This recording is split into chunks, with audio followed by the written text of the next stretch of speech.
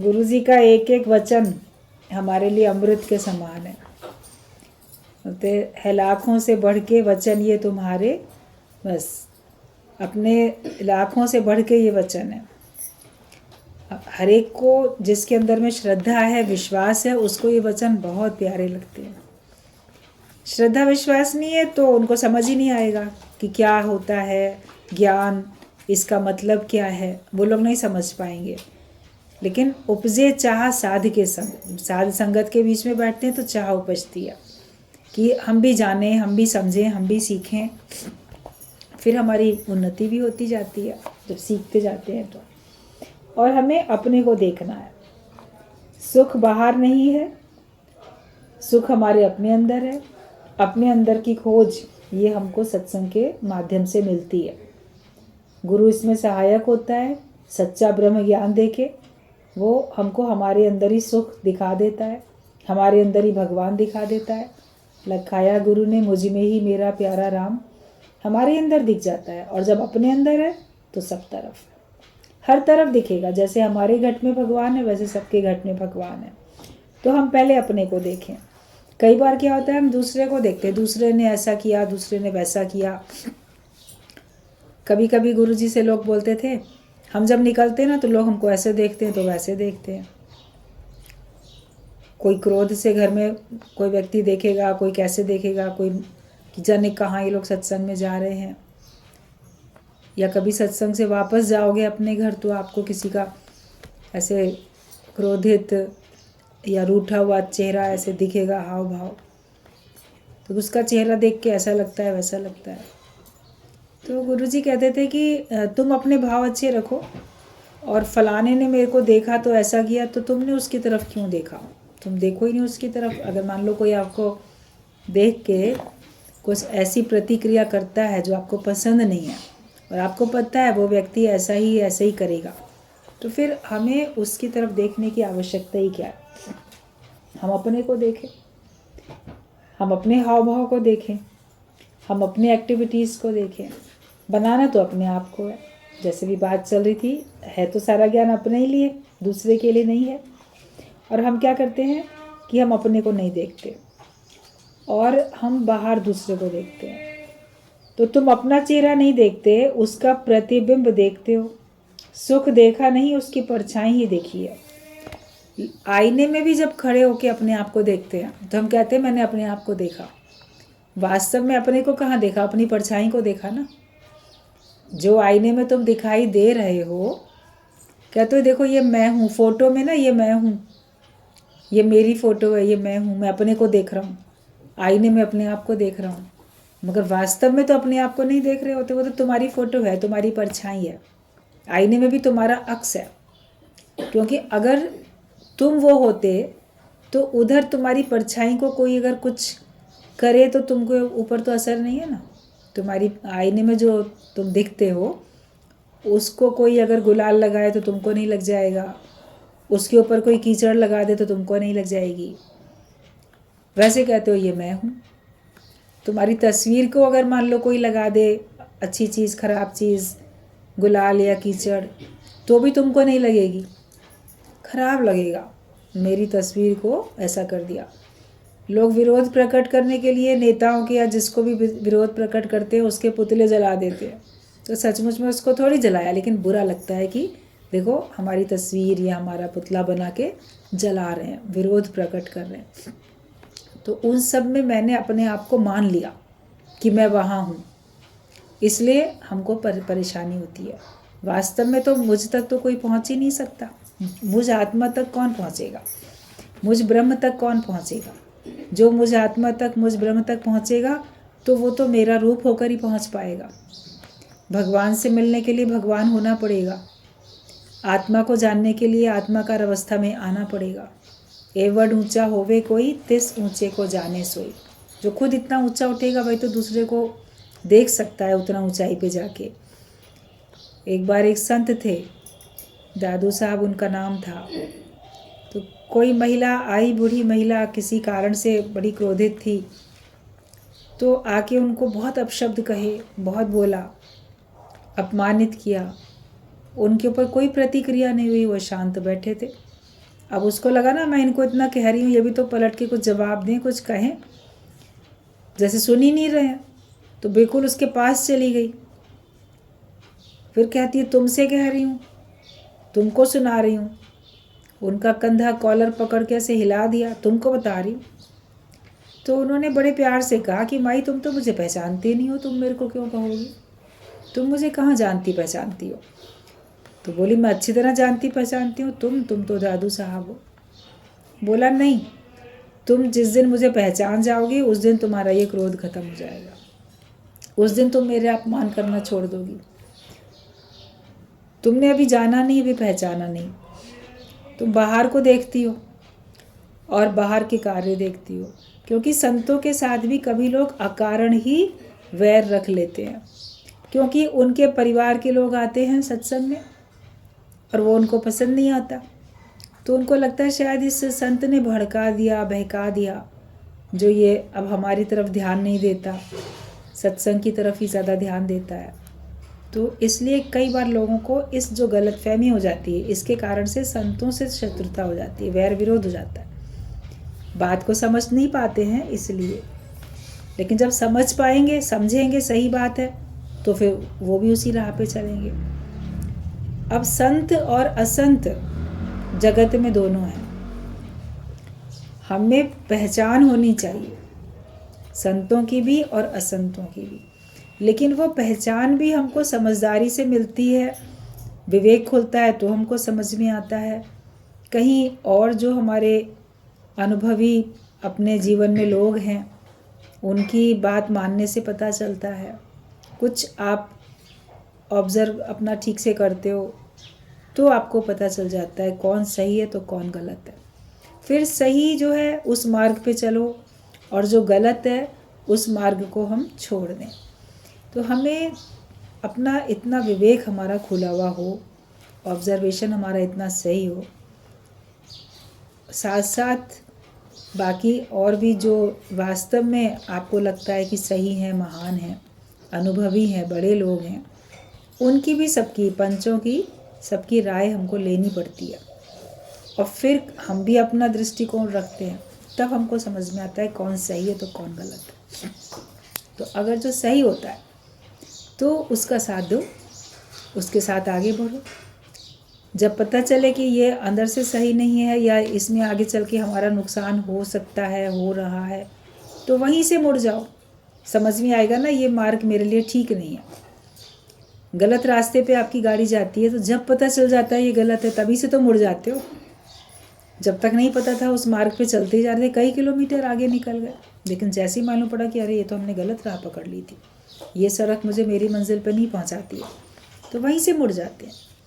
तो हम भी अपने मन को देखें, हम पता नहीं सुख पाने की तलाश में कहाँ जा रहे थे। फिर जैसे पता चलता है कि वहाँ से नहीं मिलेगा, जो मैं पाना चाहता था इधर से नहीं मिलेगा, तो उधर से मन को अपने को मोड़ लेना चाहिए। तो हम अपने आप को तो देखते नहीं हैं, तो अपने स्वरूप को देखो। अपने आप देखने का मतलब क्या है? कोई अपने आईने में अपनी परछाई देखना अपने आप देखना थोड़ी होता है।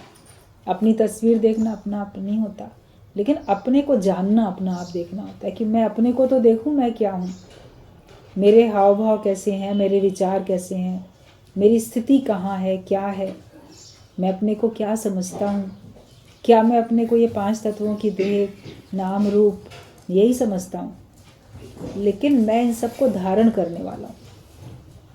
और सत्ता सब परमात्मा की, शक्ति सब परमात्मा की। हमारे अंदर जब अपना आप हम देखते हैं तभी हमको तृप्ति भी आती है, और बाकी पदार्थों से तो मन भ्रमित ही होता है। वो केवल भ्रमित करते हैं, पदार्थ हमको सिर्फ भ्रमित करते हैं। हम माया को देखते हैं, माया के पदार्थों को इकट्ठा करने की कोशिश करते हैं, इससे हमको बड़ा सुख मिलेगा, बड़े मन में तृप्ति आ जाएगी, ये मिलेगा तो बहुत फुल स्टॉप लग जाएगी, जैसे तो माया में दौड़ रहे थे। लेकिन वहाँ से हमको तृप्ति नहीं मिलेगी, हमें अपना आप देखने से ही तृप्ति मिलेगी। अपने स्वरूप को देखेंगे तो ही हमारी दौड़ भाग माया की बंद होगी। तो जब अपने आप को जानते हैं तभी तृप्ति भी आती है। पदार्थ तो केवल भ्रमित करते हैं कि तृप्ति आएगी। लोग सोचते रहते हैं सुख मिलेगा, ऐसा करेंगे तो मिलेगा। सुख कहाँ कहाँ है? बाहर बाहर देखते हैं। छोटा बच्चा माँ की गोद में सुख समझता है, फिर थोड़ा बड़ा होता है खिलौनों में सुख समझता है, खिलौनों में मस्त रहता है, और बड़ा होता है अपने मित्र में, दोस्तों में, खेल कूद में, उसमें सुख समझता है। और बड़ा होता है तो अपनी पढ़ाई को लेके, अपने कैरियर, अपने रिजल्ट को, उसको लेके सुख समझता है, जैसा चाहता हूँ वैसा मिलेगा। फिर पैसा हो जाए उसमें सुख है। पैसे के बाद फिर परिवार मेरा अपना बन जाएगा तब सुख है। अपने परिवार में फिर मैं अपनी संतानों को सेटल कर दूँ बिल्कुल बढ़िया, तब सुख है। फिर आगे इनकी भी संतानें, शायद वो मुझे सुख देंगी। तो सुख की आस में हम पता नहीं क्या क्या करते चले जाते हैं। लेकिन जब ब्रह्म ज्ञान मिलता है तो समझ में आता है कि वो सब बाहर था ही नहीं। बाहर होता तो आपकी भटकना तो बंद होती, जो मन की भटकना है वो बंद हो जाती, वो होती नहीं है बंद। जब तृप्ति तभी आती है जब ब्रह्म ज्ञान मिलता है। तब हम सुख की तलाश में नहीं जाते, सुख को पाने के लिए कर्म नहीं करते। कर्म को कर्म की खातिर करते हैं कि ये कार्य करना है, हमारे सामने है, मनोरंजन के लिए करो, चाहे जिम्मेदारी समझ के करो, भगवान की मर्जी समझ के करो। लेकिन सुख पाने के लिए नहीं करता है ज्ञानी कोई कर्म कि उससे उसको खुद को सुख मिलेगा, कि मैं अपने सुख के लिए कर रहा हूँ। उसका अपना नाम रूप वाला, देह अध्यास वाला निज सुख है ही नहीं। वो तो अपने आत्मिक सुख में रहता है, उसका निज सुख उसका आत्मिक सुख है, और बाकी वो सबको सुख देने के लिए कार्य करता है।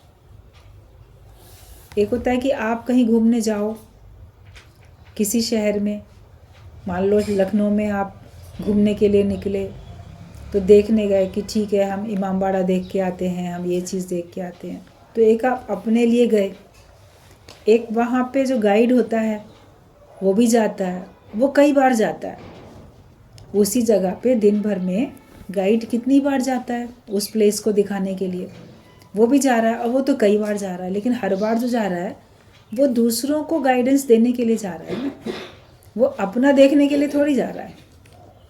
वो उसका काम है। उसमें हम ये नहीं कहेंगे कि इसको बहुत घूमने का रस है, ये बार बार इस जगह पे जाता है। वो उसका काम है, उसका बिजनेस है, उसकी नौकरी है, तो इसलिए वो करता है। तो संसार में ज्ञानी दूसरे के भले के लिए कार्य करता है, उसको वही काम है, उसके पास और कुछ काम नहीं है। ब्रह्मज्ञानी को ना ही धंधा, उसके पास और कोई काम धंधा नहीं है। वो सबको ज्ञान की राह में आगे बढ़ाता चलता है, और उसमें ये नहीं कि मुझे कुछ मिलेगा। जिज्ञासु हालत में शुरू में आपको लगेगा कि हमको मिलेगा, और उस आस में आप कार्य करते भी हो। आप किसी को ज्ञान सुनाने के लिए जाओ, किसी को सत्संग में आने के लिए प्रेरित करो, और फिर जब वो आना शुरू कर देता है सत्संग में, तो आपको कितनी खुशी होती है। आपकी बात को सुनता है, समझता है, तो कितनी खुशी होती है। तो अगर वो खुशी अनुभव न करो तो आप आगे काम भी नहीं कर पाओगे। इसलिए वो प्रसन्नता तो हमको होती ही होती है। कभी शुरू में अपने सुख के लिए कि हमको इससे सुख मिलेगा, मेरा नाम होगा, उसके लिए भी मनुष्य अच्छे अच्छे काम करता है। अब उसका नाम होता है, जहाँ तहाँ पेपर में निकल आता है, कहीं होता है इसने इतना अच्छा काम किया, ये सोशल वर्क किया, ये काम किया, वो काम किया, नाम हो रहा है, उसमें बड़ा सुख मिल रहा है। लेकिन इससे धीरे धीरे करके उपरामता आ जाती है कि काम भी होता है, नाम भी होता है, मगर उसमें अटकाव नहीं होता। नाम हो इसलिए काम नहीं करते, वो काम हमारे लिए अंदर से हमको ज़रूरी आवश्यक लगता है, उसमें हमको संतुष्टि मिलेगी, प्रसन्नता मिलेगी, तब हम वो काम करते हैं। तो ज्ञानी तो ज्ञान में ही रहता है, ज्ञान का ही कार्य करता है, उसको उसी में तृप्ति आती है। माया में जो सुख है तो वो तो क्षणिक है। जो भी माया में हमको सुख मिलता है क्षणिक, थोड़ी देर का है, उसके बाद आप फिर वैसे के वैसे। कितनी भी अच्छी जगह आप घूम कर आओ, जितनी देर गए घूमने बहुत अच्छा लग रहा था, वापस अपने घर में आने के बाद में फिर वही जिम्मेदारियां, जो आपकी रूटीन है, जो काम है आपका वही होता है, तो वो सुख फिर चला गया, देखने के बाद ख़त्म। पिक्चर देखने गए, उसके बाद वापस आए तो फिर आप तो देख ली, ठीक है, अच्छी थी, बहुत अच्छी थी, इतना ही बोल दोगे ना, उसके बाद और क्या करोगे, फिर अपने वही रूटीन में लग जाओगे। खाने की चीज़ बहुत अच्छी थी, बहुत बढ़िया थी, खाया, खाते समय बड़ा आनंद आया, खूब पेट भर गया। उसके बाद फिर वही जैसे के तैसे। तो वो सारे जितने भी सुख माया में हम लेते हैं वो सब क्षण की तो है, बड़ी जल्दी मिटने वाले हैं। केवल एक ब्रह्म ज्ञान ही ऐसा है, उसी का आनंद ऐसा है जो आपको हमेशा तृप्त रखता है, हमेशा आपको भरपूर रखता है, हमेशा आपको खुश रखता है। ब्रह्म ज्ञान ही केवल एक ऐसा ज्ञान है, और उसको आप जब याद करो तब आपको अच्छा लगेगा। भोजन को आप जब याद करो तो भूख नहीं मिटेगी, किसी और सुख को जब याद करो तो उससे तृप्ति नहीं आएगी, लेकिन ब्रह्म ज्ञान को आप जब याद करोगे आपको उतनी भरपूरता, उतनी खुशी, उतनी तृप्ति आएगी। भगवान को आप जब याद करो तब आपको आनंद आएगा, उसके नाम में इतनी शक्ति है। तो जो सदा रहने वाला सुख है वो हमें मिल जाए, और वो मिलता है केवल ब्रह्म ज्ञान से। तो एक संतुष्ट व्यक्ति केवल ब्रह्म ज्ञानी ही होता है, क्योंकि उसके पास ब्रह्म ज्ञान है।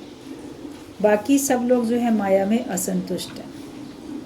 किसी को भी आप बहुत सुखी देखो, लेकिन जब उससे दोस्ती होगी, बातचीत करोगे, तो आप पाओगे कि इसके अंदर भी कोई ना कोई कष्ट है, कोई ना कोई दुख है, या इसके अंदर भी ये लालसाएं हैं, ये अपने जीवन से संतुष्ट नहीं है, शिकवे शिकायतों से भरा हुआ है। संतुष्ट व्यक्ति वो कहलाएगा जिसके अंदर शिकवा शिकायत नहीं है, वो संतुष्ट है। और जिसके अंदर किसी के लिए भी गिले शिकवे हैं तो वो संतुष्ट कहाँ है? वो अपनी परिस्थिति से संतुष्ट नहीं है, अपने भाग्य से संतुष्ट नहीं है, या जो कुछ उसको मिला उसमें वो राज़ी नहीं है, खुश नहीं है, संतुष्ट नहीं है, तभी तो शिकवा शिकायत करता है। केवल एक ब्रह्म ज्ञानी ही संसार में ऐसा मिलेगा जो कि संतुष्ट है। अपने को बनाओ वैसा, अपनी स्थिति ऐसी बनाना चाहो तो बना सकते हो कि वाकई हम बिल्कुल भरपूर हैं, हम संतुष्ट हैं। ऐसे मस्त होके जियो, खुश होके जियो। जो सब कुछ मिला है वो हमारे आनंद के लिए मिला है, हमारे मनोरंजन के लिए मिला है, हमारे सुख के लिए मिला है। तेरे लिए भगवान ने कैसी रची बहार है। सारे संसार में भगवान ने हमारे सुख के लिए सब कुछ रच दिया, लेकिन इस संसार में आके हम भगवान को ही भूल जाते हैं। दुनिया में आके बंदया भूला तू अपना करार। तुम अपना जो करार किया था, जो वादा किया था भगवान से, वो भूल जाते हो कि तुमको भूलेंगे नहीं, हमेशा याद रखेंगे, बदकर्मों से बचेंगे। वो सब बातें मनुष्य भूल जाता है। आके फिर लोभ मोह के फंदे में पड़ा, आके फिर वैर विरोध में, अपने पराये में, भेदभाव में पड़ जाता है और सब कुछ भूल जाता है। वापस याद दिलाता है गुरु, उसको याद करके अपने जीवन को संतुष्ट बनाओ। संसार में आपको कोई नहीं मिलेगा, लेकिन आप वैसे बन जाओ तो आप जिससे मिलोगे लोग तो कहेंगे देखो वो एक ऐसा है जो मुझे हमेशा खुश दिखता है, वो एक ऐसा है जो मुझको संतुष्ट दिखता है। आप एग्जाम्पल बनो दूसरों के लिए, अपने पे कृपा करो, अपनी इच्छाएं चाहनाएं व्यर्थ की, क्षणिक, उनको तो छोड़ो। शुभ इच्छा ज्ञानी शुरू में जिज्ञासु रखता है, शुभ इच्छा ज्ञान को पाने की, भगवान को पाने की।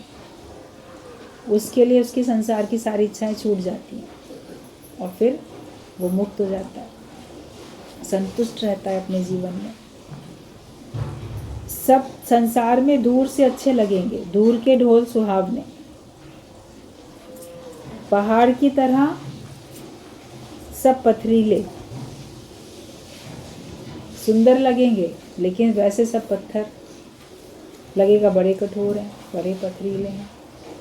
आप पहाड़ों में जाओ, दूर से अच्छे लग रहे हैं, आप वहाँ जाओ तो आपको फिसलन मिलेगी, इधर गिरे उधर गिरे, यहाँ फिसल ना जाए, यहाँ कंकड़ पत्थर हैं, यहाँ पे काई है, यहाँ पे ये है। दूर से सब बड़ा अच्छा लग रहा है। कहते दूर के ढोल सुहावने, दूर कहीं ढोल बज रहे हैं, बड़े अच्छे लग रहे हैं, लेकिन जैसे जैसे वो बैंड बाजा ढोल नज़दीक आते हैं तुम्हारे, तो आपको शोर से सर में दर्द होने लगता है। बिल्कुल तुम्हारे कान के पास बजे, लगेगा कान के पर्दे ना फट जाएं। वहीं पे उन ढोलों के बीच में खड़े हो जाओ तो नहीं अच्छे लगेंगे, दूर से अच्छे लगते हैं। तो माया भी बस दूर से ही लुभावनी लगती है, लेकिन जब वो तुमको मिलती है, तुम उसके बीच में जाते हो तो वो आपको जकड़ लेती है, आपका सुख चैन ख़त्म हो जाता है। अंदर से परेशान हो जाते हो। और हर एक कोई माया में अंदर से परेशान है, मगर वो ऊपर से दिखाता नहीं, ऊपर से बताता नहीं। उसको वो परेशानी भी माया के कारण से ऐसा मन भ्रमित हो जाता है कि परेशानी, उसको परेशानी नहीं लगती। और अगर लगे भी तो बताए किसको, कहे किसको। कोई कहेगा ठीक है। एक बार किसी ने कहा दादा भगवान को कि, या गीता भगवान को, कि कैसे ये जो है बहुत है हमारे पास, बहुत कुछ है, बताइए तो कहीं कहीं हम दें, डोनेशन दें, दान करें। मेरे पास बहुत है, आप जहाँ बताइए वहाँ मैं खर्च करूँ। तो कहा उनको गुरु ने कि तुम्हारे पास बहुत है तो तुम अब आगे से कमाना बंद कर दो। अब ये जब आपकी तो उम्मीद ही नहीं थी किसी को, तुम ठीक है कमाना बंद कर दो, अगर बहुत है तो। बिजनेस जो करते हो, ज्ञान का धन कमाओ। वो हंसने लगा, बोला अरे ऐसा कैसे हो सकता है, फैक्ट्री कैसे बंद कर देंगे, दुकान कैसे बंद कर देंगे। तो कहा ना कि तुम कह रहे हो ना बहुत है, सारी ज़िंदगी भी मैं खाऊं तो बहुत है, तो ये माया में जाना और कमाना बंद कर दो और अपने को भगवान के रास्ते में लगाओ। बोला नहीं, वो तो नहीं कर सकते, वो तो करेंगे, लेकिन खर्च कहाँ करें ये आप बता दो। तो माया कभी लोगों के पास में होती बहुत है, वो कहाँ खर्च करें उनको यही समझ में नहीं आता, लेकिन वो उसको कमाना भी नहीं छोड़ते। जब हमको ज्ञान का धन अच्छा लगने लगे और उस ज्ञान के धन को हम इकट्ठा करें, जैसे वो नहीं कमाना छोड़ते उस धन को, तो वो लत जब हमको सत्संग में लग जाए, ब्रह्म ज्ञान में लग जाए कि हाँ हम इसको नहीं छोड़ सकते, तब आपकी उन्नति होगी। और साथ साथ तब आपसे माया छूटेगी। एक म्यान में दो तलवार तो रह नहीं सकती, या तो आप उस धन को या इस धन को, किसी एक को ही पाने के लिए आगे अपना जीवन चला सकते हो।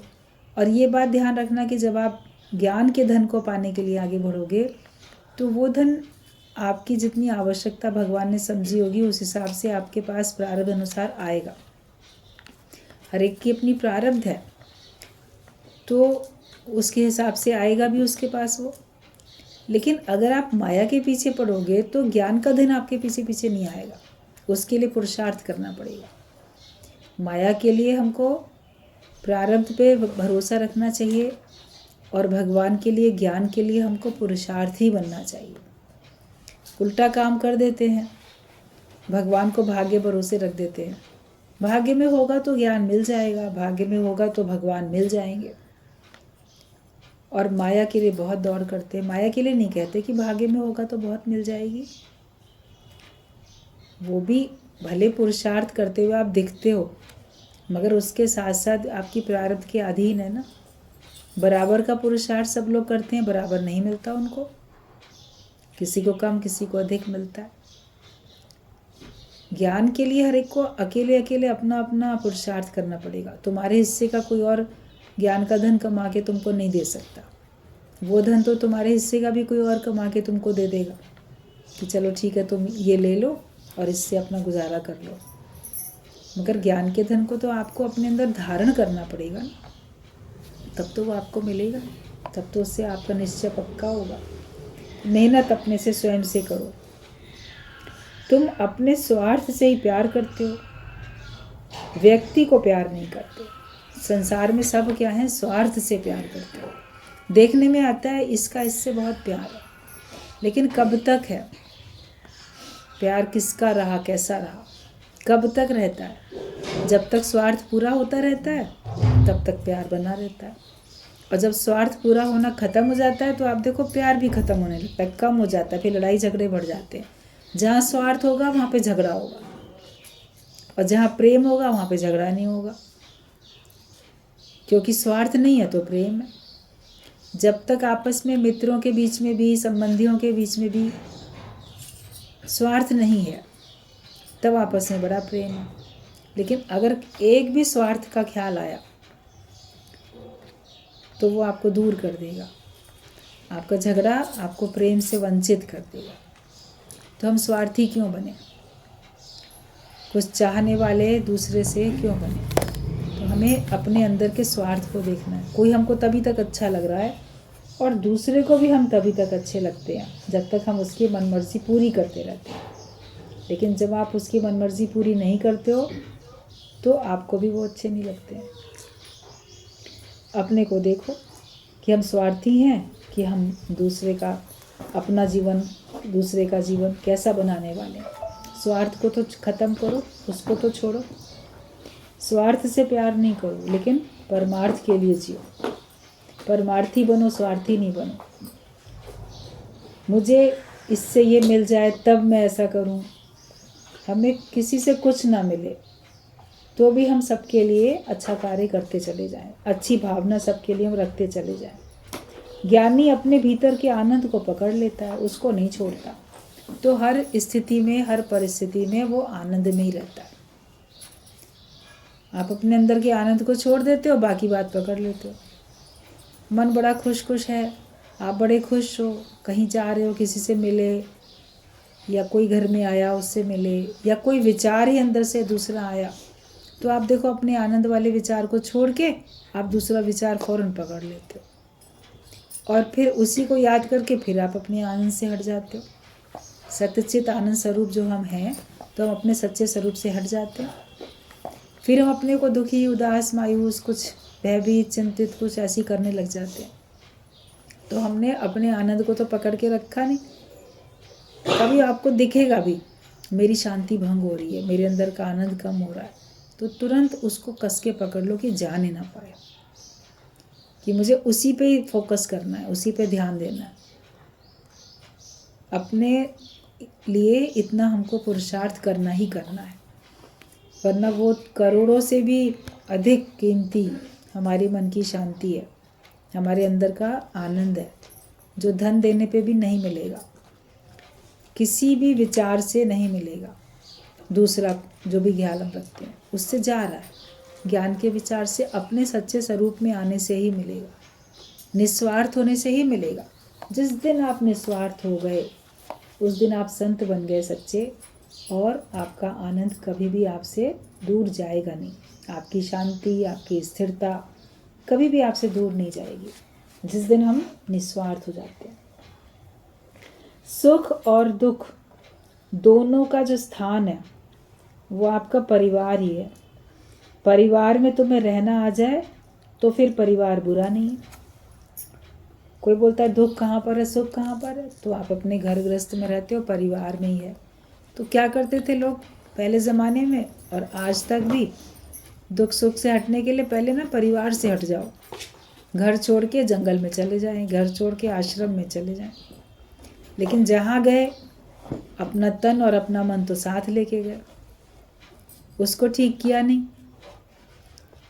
तो दुख सुख वहाँ भी अनुभव करेंगे। दुख सुख को अनुभव करने वाला मन है, हमारे अंदर की इच्छाएं हैं जो कि हमको दुखी करती हैं, या हमारे अंदर के विचार हैं जो हमको सुखी करते हैं। वैसे बाहर से परिस्थितियाँ अच्छी बुरी लाने वाले वही लोग होते हैं जिनके बीच में हम रहते हैं, चाहे वो आप अपने घर में रहो या आप कहीं भी रहो, किसी संबंधी के पास रहो, कहीं किराए पे रहो, किसी हॉस्टल में रहो, किसी आश्रम में रहो, आप रहोगे जहाँ, जिनके बीच में रहोगे, दुख और सुख उन्हीं के द्वारा ही तो मिलेगा। जहाँ भी चले जाओ, छूट नहीं सकते। तो कहीं भी भटकने जाने की ज़रूरत नहीं, जहाँ बैठे हो वहीं पे अपने तन और अपने मन को सही करो।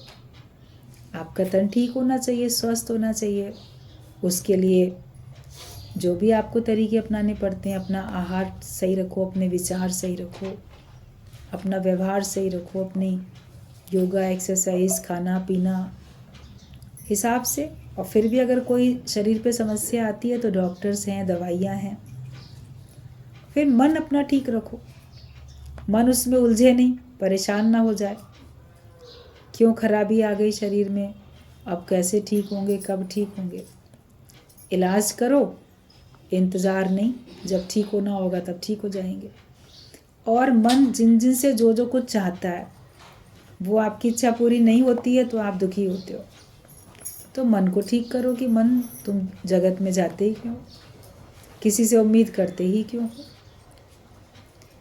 हमसे भी तो लोग उम्मीद करते होंगे, हो सकता है हम भी दूसरे की उम्मीदों पे खरे ना उतरते हों, दूसरा भी हमसे कुछ चाहता हो तो वो आपके बारे में यही सोचेगा, और आप भी दूसरे से चाहते हो तो आप उसके बारे में वो सोचते हो। चाहत खत्म कर दो।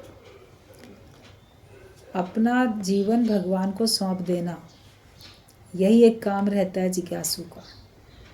और जैसे हम विश्वास रख के सौंप देते हैं, अभी बोटिंग करने के लिए गए, नाव में बैठे तो विश्वास करके नाविक के ऊपर छोड़ देते हैं ना। ये नहीं सोचते ये कहीं आगे जाके हमें डुबो ना दे। जो हमने सब गहने कपड़े जो हमारे पर्स वगैरह है लूटने के लिए, कहीं ऐसा तो नहीं है कि हमको बीच में जाके मज़ार में डुबो देगा। विश्वास करके बैठते हैं ना, तभी तो सैर कर पाते हैं। और वो भी इस पार से उस पार लगाता है, सैर कराता है, क्योंकि उसको भी यही एक काम है उसका, इसी से उसकी अर्निंग होती है। गुरु तो बोलते थे कि जो जेंट्स लोग होते हैं जब जाते हैं बार्बर शॉप में, नाई की दुकान में, तो वहाँ उससे अपनी हजामत करवाते हैं, दाढ़ी बनवाते हैं, तो सौंप देते हैं ना उसके हाथ में, तो उस तरह भी है जिससे वो उनके दाढ़ी बना रहा है। अगर वो चाहे तो ज़रा सा कट कर दे आपके गले की नस पे, सांस की नली पे, आप उसी समय मर जाओ, तो उसके ऊपर भी तो विश्वास करते हो कि नहीं ये मेरे को जान से नहीं मारेगा। तो भगवान के ऊपर क्यों नहीं विश्वास करते? बोलते अपना जीवन सौंप दो मेरे हाथों में। भगवान के हाथों में डोरी सौंप दो। डोरी सौंप के तो देख एक बार, उदासी मन काहे को करे। तो अपना जीवन सौंप दो। जो सौंप देता है उसका बेड़ा पार हो जाता है। सच्चा भाव रख के जो सौंपता है, और जो वास्तव में भगवान के भाव में रहता है, तो कोई उसका नुकसान करने के इरादे से भी अगर उसके पास आया होगा तो वो उसका इरादा सफल नहीं होता है। विश्वासी का बेड़ा पार होता है। पूर्ण विश्वास के साथ रहो, और जिसकी रक्षा करनी होती है भगवान को, उसकी वो करता ही करता है। और अगर किसी के प्राण लेने हैं किसी बहाने से तो वैसे ही जाएंगे। अपनी ओर से असावधानी भी नहीं, लेकिन अपनी ओर से पूर्ण विश्वास हमको रखना है। हमें जीवन में जीना आ जाए, संसार में कैसे जीना है वो हमको आ जाए। सहन शक्ति और निरीक्षण शक्ति की परीक्षा साथ ही साथ होती है। एक एग्जाम्पल आता है, दृष्टांत। बच्चों का एग्ज़ाम लेने के लिए टीचर ने कहा कि 2 एक्सपेरिमेंट 2 टेस्ट होंगे तुम्हारे। ठीक बात है। एक तुम्हारा ऑब्जर्वेशन का होगा, एक इंड्योरेंस का होगा, सहन शक्ति का होगा, और एक तुम्हारा निरीक्षण शक्ति का होगा। देखें तुम कितना ऑब्जर्व करते हो। बच्चों ने कहा ठीक है। अब जो मास्टर ने क्या किया कि एक टेबल पे, जो उसकी टेबल होती है बड़ी सी क्लासरूम में, उस पे उसने एक बर्तन लाके रखा। उसमें कोई घोल था, कलर्ड कोई ऐसे तरल पदार्थ था। तो सारे बच्चों को बुलाया, सब चारों तरफ खड़े। तो मास्टर ने उसमें अपनी एक उंगली डाली उस बर्तन में, उस पानी में जो तरल पदार्थ था उसमें, और अपने मुंह में रखी। तो सब बच्चों ने वैसे ही किया, सब ने उंगली डाली उसमें और अपने अपने मुंह में रखी। तो देखा वो बहुत कड़वा घोल था, जैसे कुनैन से भी ज़्यादा कड़वा, बहुत कड़वा। लेकिन देखा मास्टर तो मुस्कुरा रहा है, वो तो उसका मुंह नहीं बन रहा कि कड़वी चीज़ मुंह में जाती है तो फिर मुंह बन जाता है ना। तो बच्चों ने भी कहा कि ये ऑब्ज़र्व करना है हमको, तो इसलिए हमको ये सहना है, तो हमको कड़वाहट सहनी है। ये नहीं मुंह बना रहे तो वो भी सब ऐसे ही खड़े रहे। किसी ने अपना चेहरा नहीं बनाया कि उसे बड़ा कड़वा लग रहा है। तो मास्टर ने अपनी उंगली निकाली, बच्चों ने भी निकाली, तो कहा कि तुम एक परीक्षा में सब पास हो गए, 100 में से 100 नंबर, और दूसरी परीक्षा में तो तुम लोग सब फेल हो गए, 0 मिल गया। तो सबने कहा भी एक ही तो हुई है परीक्षा, 2 कहाँ हुई? तो उसने कहा नहीं, मैं तो दोनों एक साथ ली थी। ये कैसे एक साथ ली थी?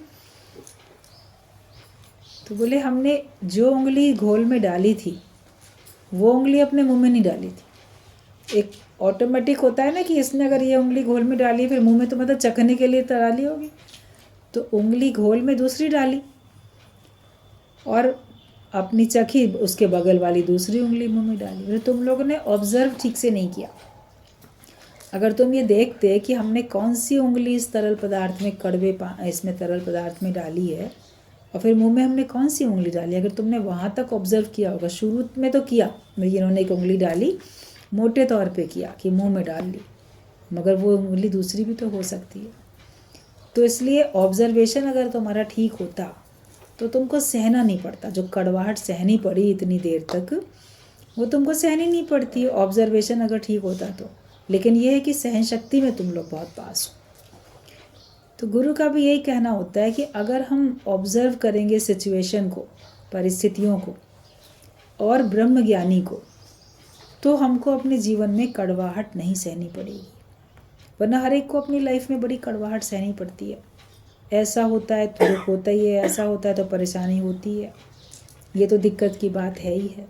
मगर वो सारी परिस्थितियाँ किसी ब्रह्मज्ञानी के जीवन में भी आई हैं, आती रहती हैं, मगर वो उनको कैसे देखता है, उसमें वो कैसे आगे बढ़ता है।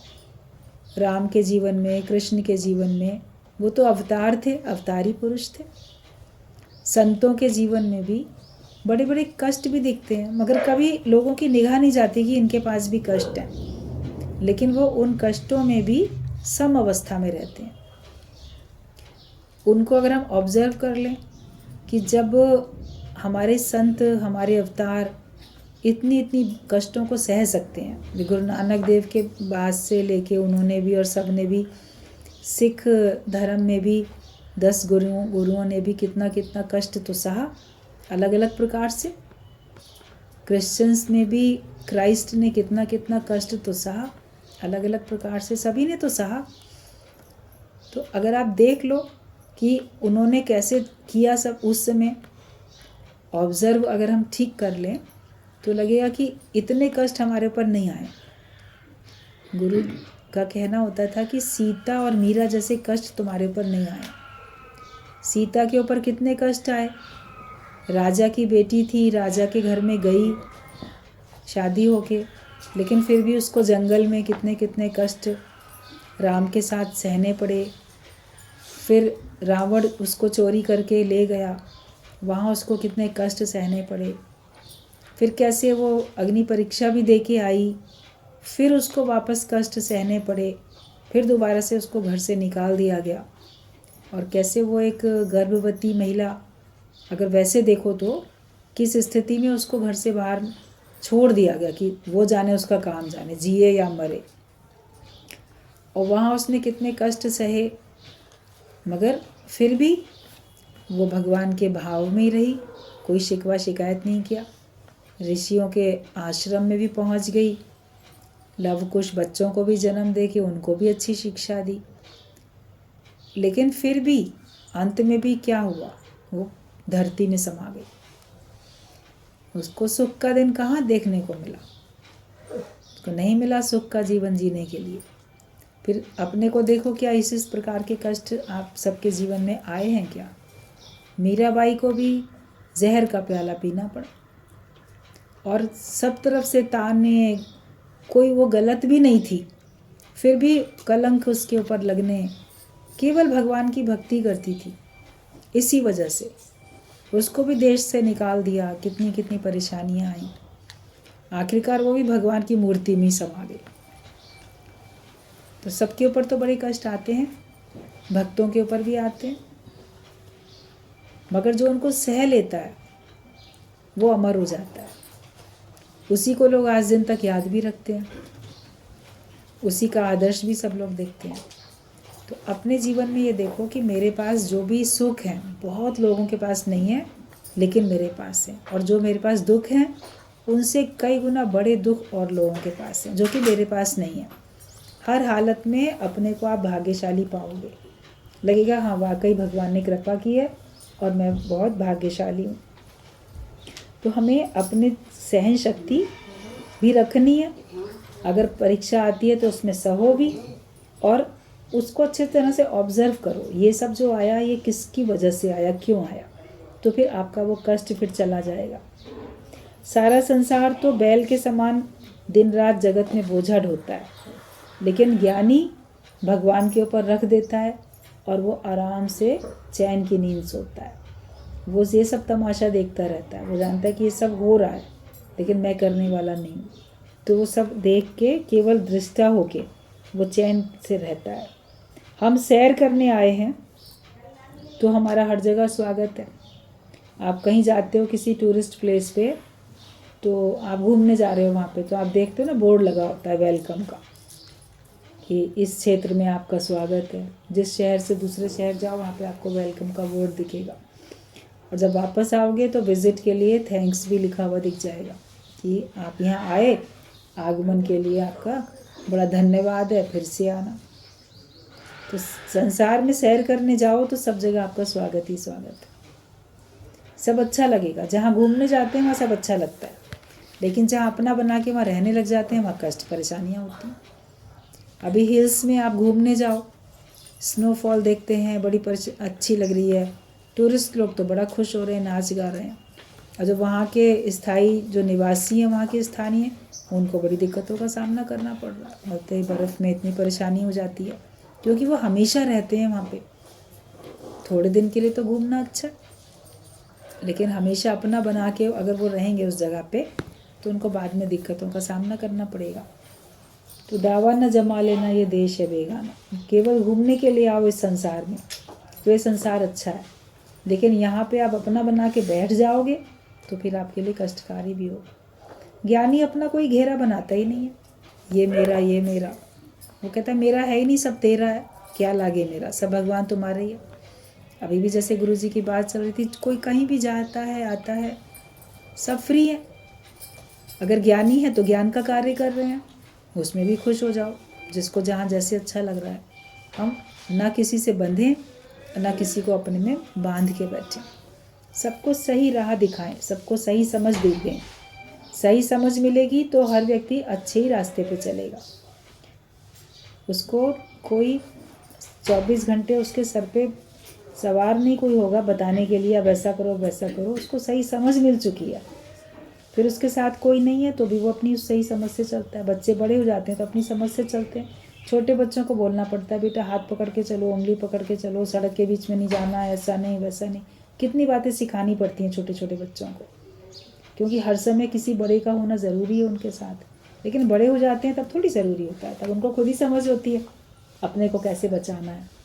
तो वो सही समझ हमको दें, हम सबको दें कि माया में अपने को कैसे बचाना है, दुखों में अपने को कैसे बचाना है।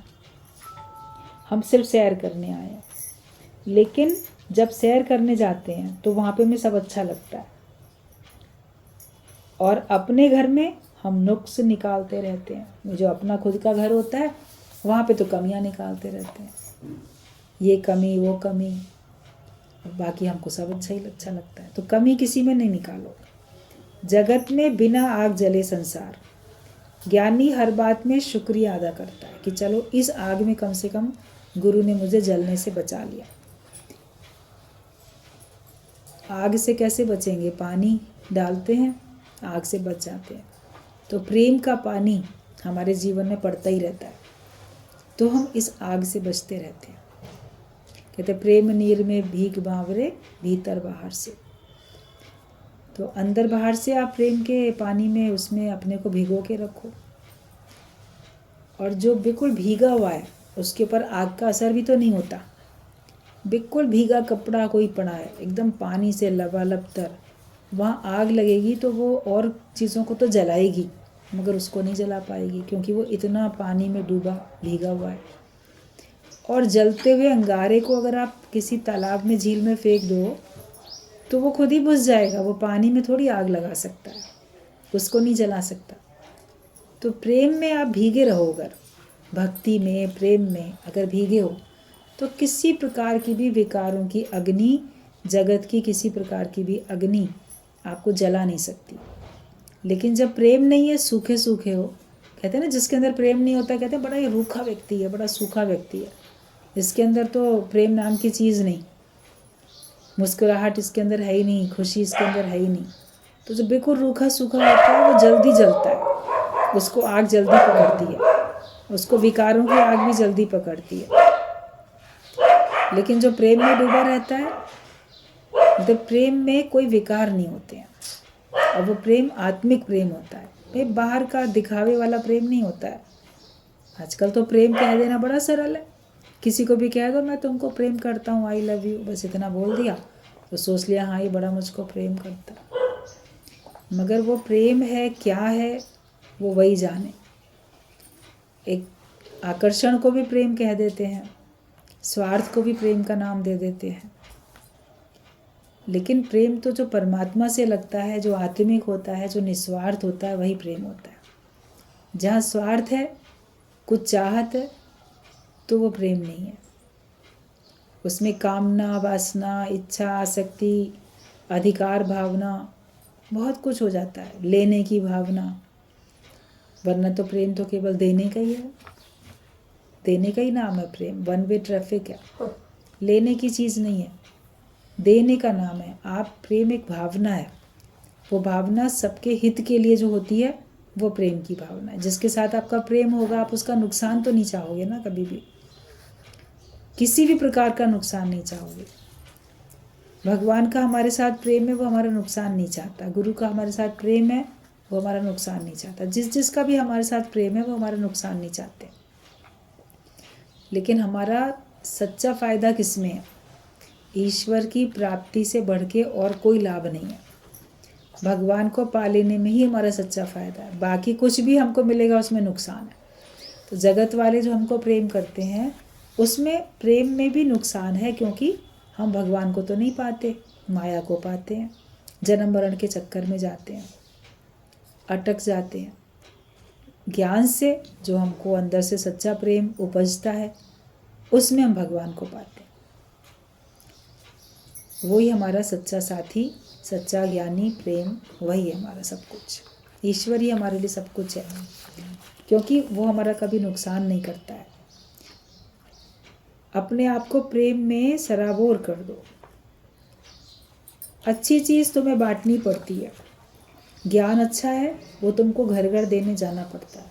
जैसे दूध वाला घर घर दूध देने जाता है, लेकिन शराब की दुकान में तुम खुद ठेके पे जाके पीते हो। वो घर घर नहीं देने आता है। कोई शराब की बॉटल्स घर घर बांटने नहीं आता है कि ये शराब वाला आया ये ले लो। देखा है कभी आज दिन तक घर घर बंटती हुई शराब? दूध वाले बहुत देखे होंगे, घर घर जाते हैं दूध देने के लिए, लोग लेते हैं उन लोगों से, वो लाते हैं। लेकिन शराब के लिए आपको वहीं जाना पड़ता है। तो अच्छी चीज़ आपके पास है, उसको देने आपको घर घर जाना पड़ेगा, ज्ञान को देने के लिए जाना पड़ेगा। बाकी माया जो है उसके लिए आपको खुद जाके लेनी पड़ेगी। माया के लिए आपको खुद कोशिश करनी पड़ेगी।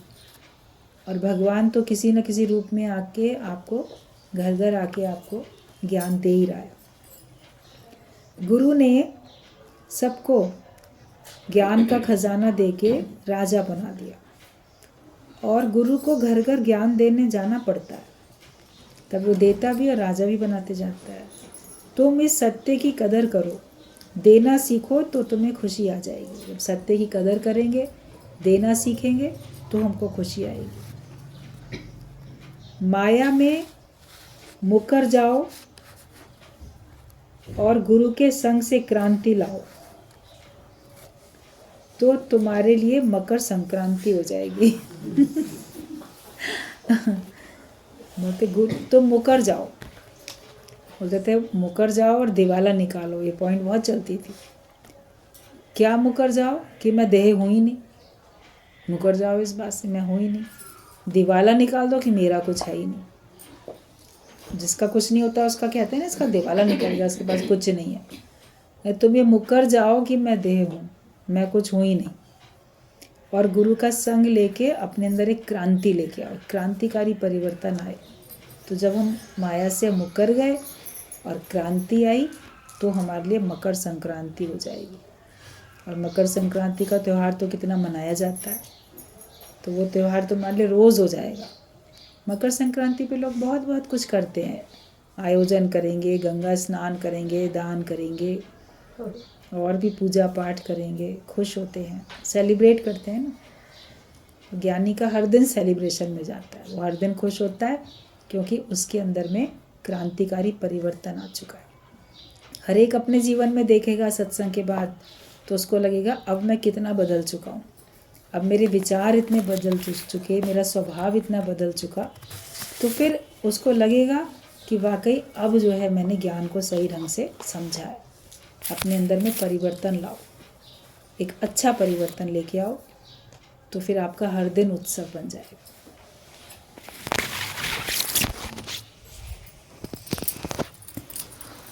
उत्सव की नहीं बहुत बढ़िया था पॉइंट।